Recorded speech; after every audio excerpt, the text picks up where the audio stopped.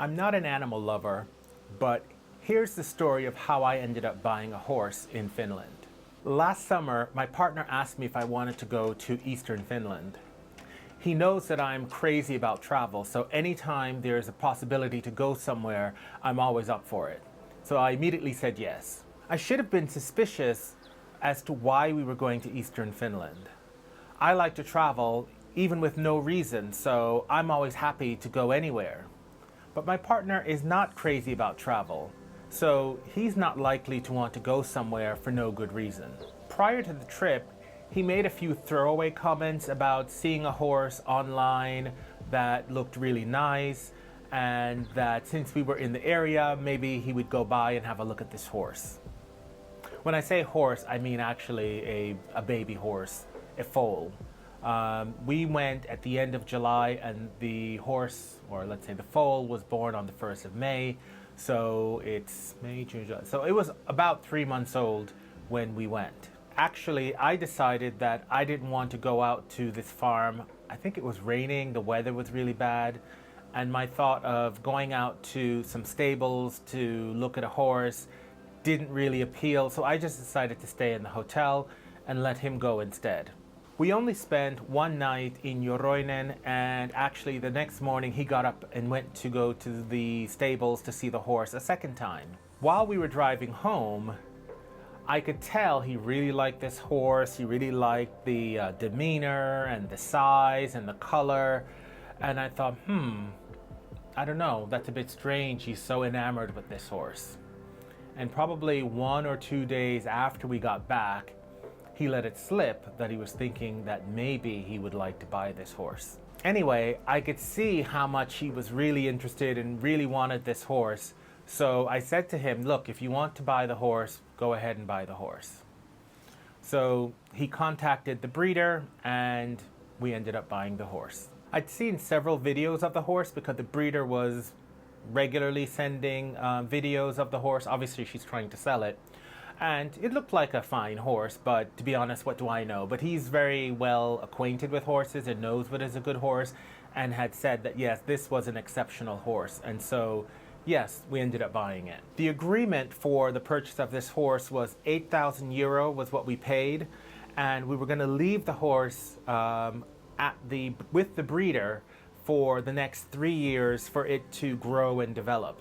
Apparently, if you have a horse, they are too weak for their first 3 years to be trained, so you can't actually ride it. So it needs about 3 years to grow strong enough before you can start training it and riding it. And the breeder was very good, and so we decided we would leave him there. His name is Profa, and let her keep him. Obviously, his mother is there, and she has, I'm gonna say maybe 30, 40 horses in her that she looks after. And so there are also the other horses that were born the same time that he was born, and it's really nice place, lots of pastures, and a really good setup, so he'd be quite happy there. And from a pricing perspective, it's cheaper to raise a horse in eastern Finland, say, than if we were to take the horse back here to southern Finland. Even if we wanted to take him, we probably would need to wait till he was at least 5 or 6 months before it would be safe to separate him from his mother. But in terms of, say, room and board, she charges 250 euro a month. So aside from the 8,000 to purchase the horse, we then also pay 250 a month for his food and just taking care of him. If there are any kind of like medical bills, or if he needs to get shoes or that kind of stuff, obviously we also have to pay those fees on top as well. So so that's what it cost. From Salo to Joroinen, where our horse is based, is about 5-hour drive. So obviously this is not something we would actually, we wouldn't be able to see him very often. You know, maybe we would see him a couple times in the summer. You know, maybe the idea was maybe we'd see him like maybe 4 times a year or something like that. But it later transpired that my partner ended up getting a job in Jyväskylä and moving up there. And so Jyväskylä, it's about an hour and a half from Jyväskylä to where the horse stable is. So he actually goes there on weekends, maybe twice a month, to go and see Profa.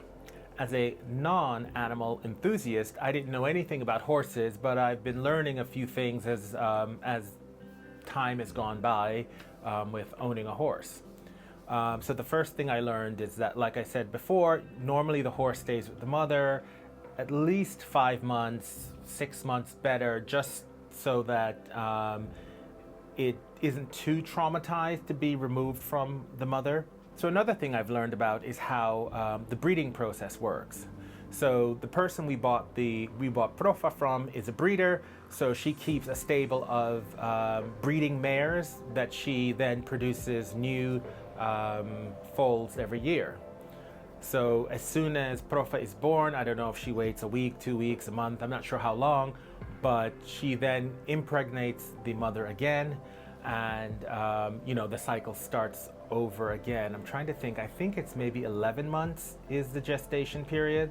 So by the time we saw Profa for the first time when he was 3 months, his mother was already pregnant with another foal. And even though I said, we don't want to take him away from the mother at less than maybe 5 or 6 months, he can still stay with her. And then I think maybe when it's about 2 or 3 months before she's due to give birth to the next batch, she then kind of starts to push him away. So up until, I would say, maybe even 10 months, even though he is actually eating like oats and hay, he's also still suckling as well, taking milk.